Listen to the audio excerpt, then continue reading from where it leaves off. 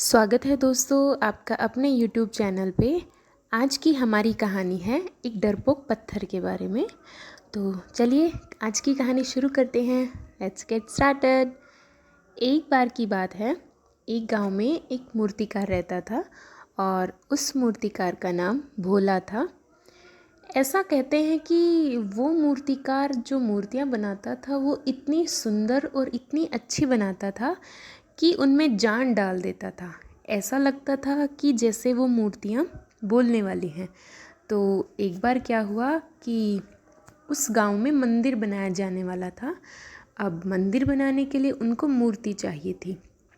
तो सब गांव वालों ने मिलके ये डिसाइड किया कि मूर्ति बनाने का काम क्यों ना भोला को दिया जाए। तो सभी गांव वाले मिलके भोला के पास गए और बोला कि भोला आपको मंदिर के लिए मूर्ति बनानी है। तो भोला ने बोला ठीक है बना दूंगा। उसके बाद अब मूर्ति बनाने के लिए उसको पत्थर चाहिए थे। तो पत्थर लेने के लिए वो जंगल में गया। तो जब वो जंगल में इधर उधर ढूंढ रहा था तो उसे दो पत्थर दिखाई दिए जिसमें से एक काफ़ी सुंदर था। तो उसने दिमाग में सेट कर लिया था पत्थर देखते ही कि मैं इससे मूर्ति बनाऊंगा। तो उसने वो पत्थर उठा लिया। लेकिन जैसे वो चलने लगा तो उसने सोचा कि चलो दूसरा पत्थर भी उठा ही लेते हैं, क्या पता कभी काम आ जाए। अब भोला घर पहुंचा और घर आकर उसने जैसे ही सुंदर वाले पत्थर पे औजारों से कारीगरी करनी शुरू की, तो जैसे ही उसने औजार की चोट पत्थर पे की तो उसे कुछ आवाज़ सुनाई दी, कुछ रोने की आवाज़ सुनाई दी। उसने इधर उधर देखा कि कोई रो भी नहीं रहा था। उसने वापस से काम शुरू किया, लेकिन जैसे ही उसने वापस से काम शुरू किया उसको वापस से रोने की आवाज़ सुनाई दी और उसको सुनाई दिया कि कोई उसको आवाज़ दे रहा है, भोला भैया रुक जाओ, भोला भैया रुक जाओ। तब उसने देखा कि ये तो पत्थर से ही आवाज़ आ रही है।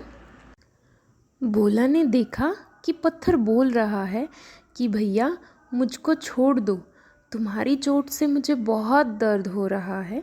अगर तुम मुझ पर चोट करोगे तो मैं बिखर कर अलग हो जाऊंगा। तो तुम एक काम करो, मुझे छोड़ दो और किसी और पत्थर पे मूर्ति बना लो। पत्थर की ये बात सुनकर भोला को उस पर दया आ गई।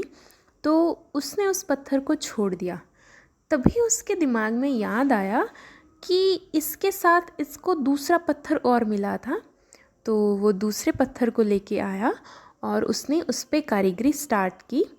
अब उस पर कारीगरी करते करते उसने काफ़ी मेहनत की और उसके बाद उसने बहुत ही सुंदर मूर्ति बना के तैयार कर दी। अब कुछ दिनों के बाद गांव के लोग मूर्ति लेने के लिए आए और जब उन्होंने मूर्ति देखी तो वो देखते के देखते ही रह गए।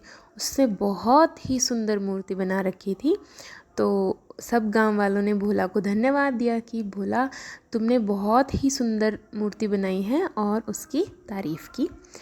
तारीफ़ करने के बाद जैसे ही वो मूर्ति लेके चलने लगे तो उनका ध्यान उस पहले पत्थर पे गया। तो उन्होंने सोचा कि इस पत्थर को भी हम ले चलते हैं। तो उन्होंने भोला से पूछा। भोला ने बोला ठीक है आप लोग लेके जा सकते हो। अब उन्होंने क्या किया कि मूर्ति को तो ले जाके मंदिर में स्थापित कर दिया और उस पत्थर को मूर्ति के सामने बाहर की तरफ ही लगा दिया। अब होता क्या था कि जो भी व्यक्ति मंदिर में पूजा करने के लिए आता था तो वो मूर्ति को तो फूलों से सजाता या दूध से स्नान करवाता और जो पहला पत्थर था उस पे अपने नारियल को फोड़ता था। जब लोग उस पत्थर पे नारियल को फोड़ते थे तो वो पहला पत्थर बहुत परेशान हो जाता था, उसे दर्द होता था, वो चिल्लाता था, लेकिन अब उसकी कोई सुनने वाला नहीं था।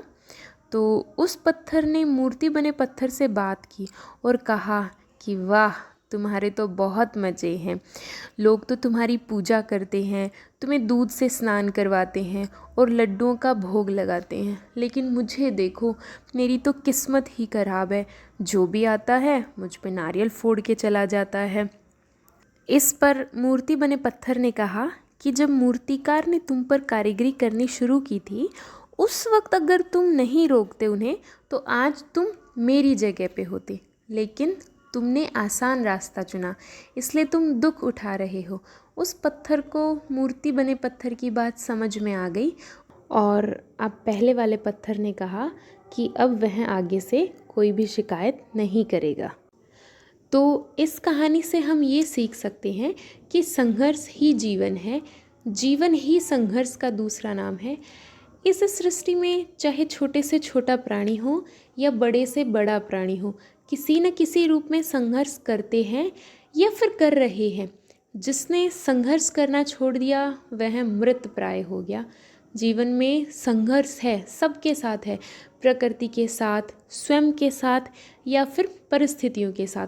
तो जो भी इन संघर्षों के साथ सामना करने से कतराते हैं वे जीवन से भी हार जाते हैं और जीवन भी उनका साथ नहीं देता है। अब किसी ने क्या खूब कहा है कि पतझड़ हुए बिना पेड़ पर पत्ते भी नहीं आते, कि पतझड़ हुए बिना पेड़ पर पत्ते नहीं आते, कठिनाई और संघर्ष बिना अच्छे दिन नहीं आते। तो आपकी लाइफ में जो भी फेज चल रहा है, स्ट्रगल करते रहिए, जीतते रहिए, अपने आप को मजबूत बनाते रहिए।